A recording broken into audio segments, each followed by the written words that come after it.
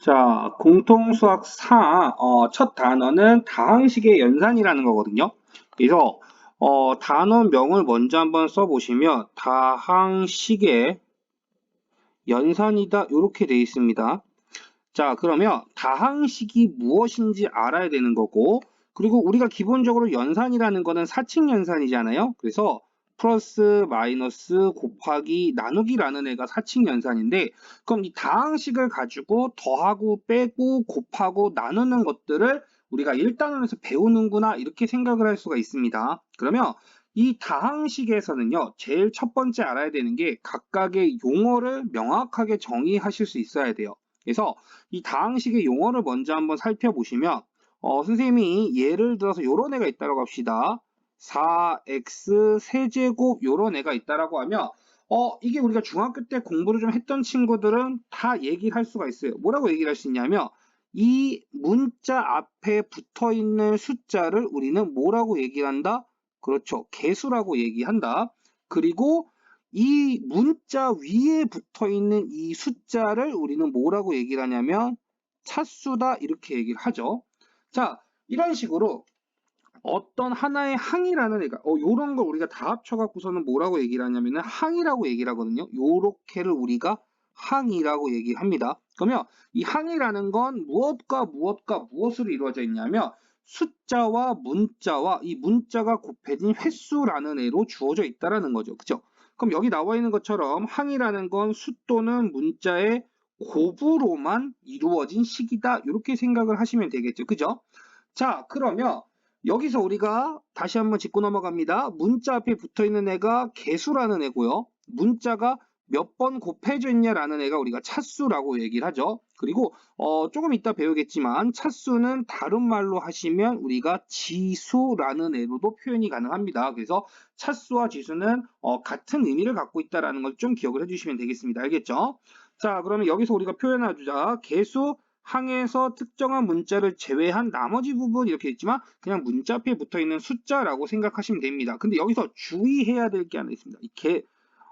개수에서는 개수에서는 좀 주의하셔야 되는 애가 있는데 만약에 이런 애가 있대요. 즉 4AB라는 항이 있다라고 했을 때 자, 얘가 만약에 문자 B에 대한 식이다라고 하시면 문자 B에 대한 식이다라고 하시면 이때 개수는 무엇이 되냐면 4a가 된다라는 거 기억을 해주셔야 됩니다.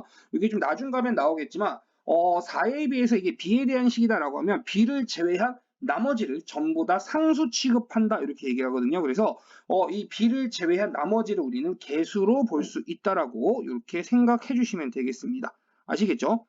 자, 그리고 차수라는 건 뭐냐면 항에서 특정 문자가 곱해진 개수라고 얘기한다라는 거. 그리고 다항식의 차수라는 건 다항식에서, 즉 다항식이라는 건 항이 여러 개 있는 거거든요. 그럼 이 다항식에서 차수가 가장 높은 항의 차수를 우리가 다항식의 차수로 정의한다. 이렇게 기억해 주시면 됩니다. 자, 그러면 자, 요렇게 4x 세제곱이라고 나와 있는 애가 우리가 하나의 항이다라고 얘기를 했잖아요. 그러면 여기서 하나 업그레이드를 한번 시켜봅시다. 즉, 4x 세제곱이라는 애가 있고, 그리고 2x 제곱이라는 애가 있고, 마이너스 5x라는 애가 있고, 플러스 3이라는 애가 있다라고 합시다. 자, 그러면 우리가 아까 얘기했다시피 항이라는 건 뭐였죠? 항이라는 건 숫자와 문자로 이루어진 식이었단 말이에요. 그죠? 그러면 여기서 내가 요 4x 세제곱이라는 애를 하나의 항으로 그리고 플러스 2x 제곱이라는 애를 하나의 항으로 그리고 마이너스 5x라는 애를 하나의 항으로 그리고 플러스 3이라는 애를 하나의 항으로 놓을 수가 있겠죠. 그죠? 그러면 이런 식으로 항이 지금 4개가 뭉쳐 있는 거잖아요. 그죠? 그래서 항이 여러 개 있는 거, 하나 이상 있는 걸 우리는 뭐라고 얘기를 하냐면 다항식이다 이렇게 얘기를 하고요. 그 중에서 이 항 하나를 즉 뭐 얘네들 제외한 항 하나를 우리는 뭐라고 얘기를 하냐면 단항식이다 이렇게 얘기를 합니다. 단항식이다. 아셨죠? 음. 자, 항이 하나인 걸 우리가 단항식 이렇게 얘기했다고 했어요. 근데 그 중에서도 자, 항 중에서도 이렇게 숫자만 있는 애를 우리는 뭐라고 얘기를 한다? 상수항이라고 얘기한다. 이렇게 기억해 주시면 됩니다. 즉 상수항은 뭐라고요? 특정한 문자를 포함하지 않은 즉 숫자로만 이루어진 애를 우리는 상수항이다 이렇게 합니다. 숫자로만 이루어진 애를 우리는 상수항 이렇게 얘기를 합니다. 아시겠죠? 자, 그리고 마지막에 보시면 이제 동료항이라는 애가 나오는데 얘는 굉장히 중요합니다. 자, 동료항이라는 건 같은 문자, 즉 문자의 차수를 공유하는 애를 얘기합니다. 즉 만약에 특정한 문자에 대한 차수가 같은 항 이렇게 얘기했죠. 그죠? 즉 2x 세제곱과 3x 세제곱은 동료항으로 볼 수가 있습니다. 왜냐하면 특정 문자 x가 3번씩 곱해져 있기 때문에. 그리고 또 하나 뭐 4x 제곱 y 또는 마이너스 2x 제곱 y와 같이 얘네들도 우리는 동료항으로 보는 거죠. 왜냐하면 x가 2번, y가 1번 곱해졌기 때문에 얘네들은 동료항 관계다라고 얘기를 합니다. 즉 어떤 문자들에 대해서 같이 곱해 차수가 동일한 애들을 우리는 뭐라고 얘기를 한다? 동료항이다 이렇게 얘기를 합니다. 이 동료항이 왜 중요하냐면 요 밑에 보시면 다항식의 덧셈과 뺄셈에서는요 더하고 뺄 때는 무조건 동료항끼리만 연산이 된다라는 성질이 있기 때문에 요 동료항이라는 건 굉장히 중요합니다. 아시겠죠? 자, 그 다음에 두 번째로 배울 건 이제 다항식을 이제 정리하는 방법인데요. 선생님이 여기다 썼던시피 4x 세제곱 플러스 2x 제곱 마이너스 5x 플러스 3이라는 애라고 내가 이렇게 써놨죠. 근데 이게 만약에 이런 식으로도 쓸 수가 있어요. 4x 세제곱 더하기 3 마이너스 5x 플러스 2x 제곱 이런 식으로 어떤 규칙이 없이 뭐 세제곱, 상수항, 1차항, 2차항 이런 식으로 막 써 있다 보면은 우리가 어떤 연산이라는 걸 할 때 조금 좀 복잡해집니다. 그렇기 때문에 우리는 이 정리한다라는 의미는 우리가 어떤 흩어진 물건들을 정리하면 어떻게 보이죠? 뭔가 깨끗해 보이고 깔끔해 보이잖아요. 그죠? 그래서 이 다항식을 정리하는 이유도 물건들을 정리했을 때와 마찬가지로 즉 내가 식을 전개했을 때 즉 뭐 사친연산이겠죠. 뭐 덧셈, 뺄셈, 곱셈, 나눗셈을 했을 때 식을 좀 더 깔끔하게 하기 위한 하나의 방식이라고 생각을 해주시면 됩니다. 아시겠죠? 자, 그러면 이 정리하는 방법에는 두 가지가 있어요. 뭐가 있냐면 내림차순과 오름차순이라는 애가 있습니다. 그러면 요거는 좀 이해를 좀 쉽게 하기 위해서 에스컬레이터라는 걸 한번 보시면 돼요. 자, 에스컬레이터를 우리가 만약에 올라간다라고 얘기를 하고요. 에스컬레이터를 내려간다라고 생각을 해봅시다. 자, 에스컬레이터를 올라갈 때는요, 당연히 낮은 곳에서 높은 곳으로 갈 거고요. 그리고 내려간다는 얘기는 높은 곳에서 낮은 곳으로 이동을 하는 거죠. 그죠? 즉, 이것과 똑같습니다. 내림차순이라는 건 높은 차수에서 낮은 차수로의 이동이라고 보시면 되고요. 그리고 오름차순이라는 건 당연히 낮은 차수에서 높은 차수로 올라간다라고 생각하시면 되겠죠. 근데 이 중에서 중요한 건 오름차수는 잘 나오지 않습니다. 오름차수는 잘 나오지 않고 내림차순만 좀 잘 기억을 해주시면 돼요. 내림차순만. 그래서 선생님이 아까 전에 무의식적으로다가 이렇게 예시를 들었지만 얘는 x의 3차 그리고 2차 1차 그리고 상수항은 우리가 0차라고 얘기하거든요. 0 이런 식으로 높은 곳에서 낮은 곳으로 무의식 중에 선생님도 이렇게 정리를 해놓구나 이렇게 해서 기억해 주시면 좋을 것 같아요. 그래서 내림차순으로 정리하는 이유는 우리가 어떤 다항식의 연산을 했을 때 식을 좀 더 깔끔하게 정리하기 위한 방법 중에 하나다 이렇게 기억해 주시면 되겠습니다. 자, 그럼 이제 본격적으로 이제 연산이라는 걸 배우게 될 건데, 자, 연산에서 첫 번째 배울 건 덧셈과 뺄셈입니다. 자, 덧셈과 뺄셈은요. 어떤 두 다항식 아니면 두 개 이상의 다항식이 존재할 건데 그 다항식들끼리 더하거나 뺄 거예요. 자, 그러면 당연히 우리가 연산하는 방법 중에 첫 번째는 뭐냐면 괄호가 있으면은 괄호부터 풀어야 되겠죠. 그죠? 그래서 식을 다 펼쳐 놓는 거죠. 자, 식을 다 펼쳐라 이런 느낌입니다. 펼쳐라. 자, 그리고 이 펼쳐놓은 식 중에서 동류항끼리 모아서 간단하게 정리 이렇게 하면 끝나겠죠. 그죠? 자, 다항식의 덧셈과 뺄셈 하는 방법은 의외로 간단합니다. 어떻게? 일단 괄호를 풀고요. 동류항끼리 모아서 연산해주면 됩니다. 자, 그리고 이런 식으로 연산이 나오면 항상 성질이라는 게 있죠. 다항식 덧셈에 대한 성질에서는 당연히 뭐가 나오겠습니까? 교환법칙과 결합법칙이 성립한다라는 애가 등장을 하겠죠. 그래서 연산 필요에 의해서 우리는 뭐 순서를 바꿔서 연산을 하거나 아니면 교환을 해서 즉 위치를 바꿔서 계산을 할 수 있다는 것도 좀 기억을 해주시면 될 것 같아요. 자, 그러면 이어서 곱셈 쪽 개념 정리도 한번 살펴보도록 합시다.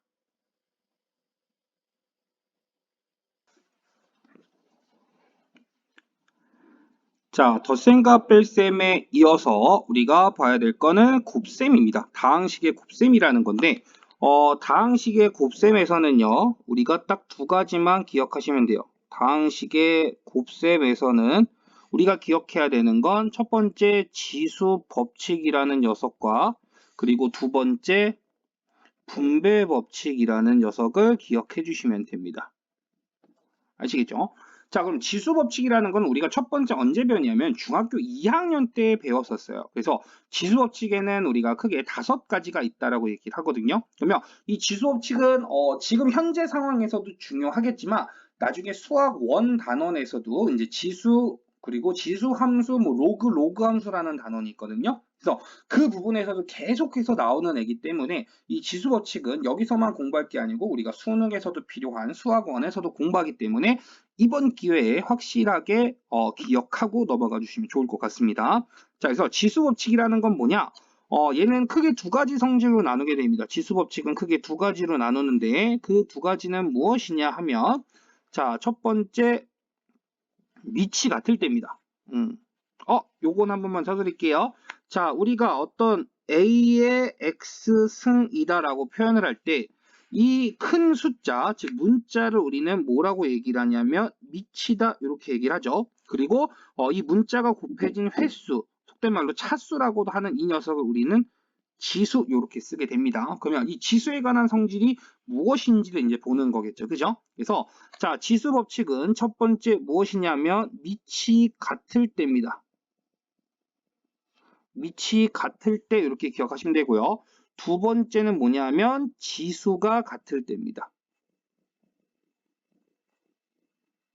자, 밑이 같을 때는 우리가 세 가지 기억하시면 되는데 첫 번째 뭐냐면 자, A의 M승 곱하기 A의 N승이라고 표현되어 있다라고 하시면 요거는 그냥 A의 M 더하기 N승 요렇게 얘기해 주 N제곱 요렇게 얘기해 주시면 됩니다. 아시겠죠?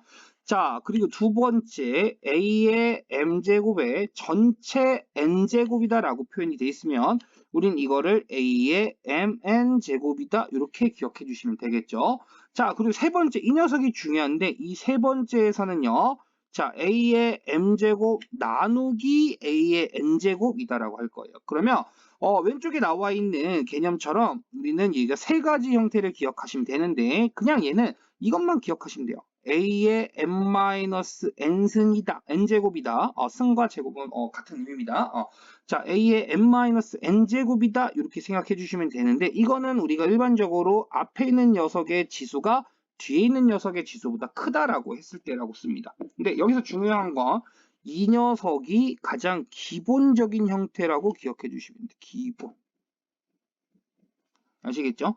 자, 기본인데 이게 왜 기본이 되냐면 자, 만약에 선생님이 이렇게 했다라고 합시다. M과 N이 동일해버리면 M과 N이 동일해버리면은 얘는 지수가 뭐가 되는 거죠? M 빼기 N이 기본이라고 그랬으니까 M과 N이 같으면 지수가 0이 됩니다. 그죠? 그럼 그때의 값은 우리가 무조건 뭐로 얘기하냐면 1 이렇게 얘기를 하는 거죠. 그럼 여기서 우리가 살펴봐야 되는 건 이거예요. 아까 전에 M과 N이 동일하면 지수가 뭐가 된다 그랬죠? 0이 된다 그랬죠? 그래서 모든 실수의 0승은 우리가 1이다 이렇게 정의를 하게 됩니다. 그리고 한글로 기억하시면 뭐라고요? 모든 실수의 0승은 1이다라고 우리 이렇게 기억해 주시면 됩니다. 아시겠죠? 자, 두 번째.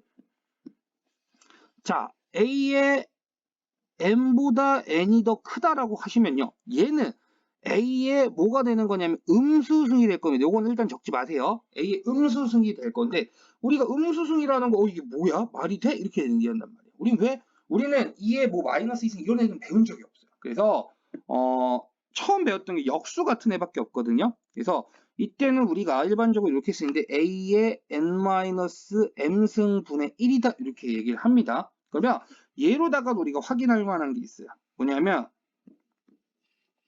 처음에 선생님이 이렇게 얘기했었습니다. 뭐라고 얘기했냐면은 n이 더 크면 a의 음수승이라고 얘기를 했었죠. 그죠? a의 음수승이 될 건데 얘는 결론적으로 n이 더 크기 때문에 양수승이란 말이에요. 그죠? a의 양수승 분의 1로 다 표현이 된다는 얘기죠.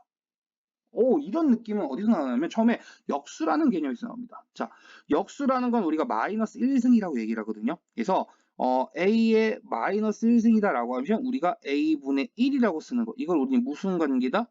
역수 관계다 이렇게 얘기를 하잖아요. 그죠? 그리고 어떤 거 연산하다 보면 이렇게 나올 겁니다. a의 뭐 마이너스 2승 이렇게 되면 얘는 우리가 a의 제곱분의 1승 이런 식으로 바뀐다라고 기억해 주시면 돼요. 즉 a의 음수승이 된다. 그러면 이건 a 양수승분의 1. 얘네들은 절대값의 크기는 같다라고 기억해 주시면 됩니다. 얘네들은 절대값의 크기는 같은 애들이라고 생각해 주시면 되는 거예요. 아시겠죠? 자, 이렇게 해서 밑이 같을 때 세 가지를 살펴봤고요. 자, 그러면 지수가 같을 때라고 하시면 이렇게입니다. 즉 A, B의 n승, 첫 번째가 A, B의 n승, 두 번째는 뭐 B분의 A의 n승 이렇게 표현된다는 얘기인데, 자, 이때는 이 n이라는 애가 지수가 요렇게 각각의 문자에 들어간다는 얘기예요. 그래서 얘는 A의 n승 곱하기 B의 n승이 되고요. 자, 분수꼴에서 마찬가지입니다. n이 요쪽, 즉 분자 분모 다 들어가는 거예요. 그래서 얘는 B의 n승분의 A의 n승이 된다라고 기억해 주시면 됩니다. 그래서 지수법칙이라는 거는 총 5가지가 있습니다. 밑이 같을 때 3가지와 지수가 같을 때 2가지 이렇게 있고요. 각각의 지수법칙은 잘 기억을 해주시기 바랍니다. 아시겠죠? 자, 그러면 다항식의 곱셈에서는 2가지가 필요하다 그랬어요. 뭐였냐면 지수법칙과 분배법칙이었죠. 그럼 지수법칙 살펴봤으면 당연히 뭘 살펴봐야 되겠습니까? 분배법칙 살펴보셔야 되겠죠. 그죠? 자, 분배법칙은 여기 잘 나와 있네요. 자, 이렇게 다항식의 곱셈에서는 분배법칙과 지수법칙을 이용해서 여기서는 나오네요. 동료항끼리 모아서 간단히 정리해라. 동료항이 항상 곱셈이나 곱셈을 이용해서 식을 펼쳐놓은 다음에 어떻게 동료항끼리 모아서 연산을 해라 이렇게 들어가시면 됩니다. 아시겠죠? 자, 분배법칙 하는 방식은 이쪽에 어떤 항에서 문자나 선택하고요. 자, 펼칩니다. 이런 식으로. 그죠? 자, 그리고 나머지 문자 하나를 또 선택해서 마찬가지로 또 펼치시면 돼요. 이렇게. 요게 분배법칙을 하는 방식이죠. 이해되셨습니까? 요거는 분배법칙 하는 건 우리가 중학교 3학년 때 곱셈 공식 쪽에서도 다뤘었기 때문에 분배법칙이 뭐다라는 것만 짚어드리고 좀 넘어가도록 하겠습니다. 자, 다항식의 곱셈에 대한 성질 마찬가지. 자, 곱셈에서는요 교환법칙 성립하고요 결합법칙 성립합니다. 즉 연산에 따라서 내가 편의상 의해서 얘네들 순서를 바꾸거나 아니면은 다른 애를 먼저 연산한 상태에서 처음 걸로 돌아오는 방식 이렇게 기억해 주시면 되겠고요. 당연히 분배법칙도 성립을 하게 됩니다. 즉 A 곱하기 B 플러스 C는 AB 플러스 AC 이런 식으로 가는 거죠. 그죠? 자, 근데 여기서 주의해야 될 건 뭐냐면 분배법칙이라는 거는 내가 왼쪽에서 오른쪽으로 갔다라고 하시면 얘는 등호가 있기 때문에 오른쪽에서도 왼쪽으로 펼칠 수 있어야 됩니다. 아시겠죠? 즉 예를 들어서 약간 이런 느낌이다. 자, 6x 플러스 9y다라고 하시면 자, 얘는 2 곱하기 3 곱하기 x고요. 얘는 3 곱하기 3 곱하기 y잖아요. 그럼 여기서 겹치는 게 3, 3이기 때문에 얘는 3으로 묶어서 2x 더하기 3y로도 표현할 수 있다라고 이렇게 분배 법칙을 역으로도 생각할 수 있다는 것도 기억해 주시면 되겠습니다. 자, 이렇게 해서 첫 번째 개념 수업은 마무리 짓고 필수 예제 풀어보도록 하겠습니다.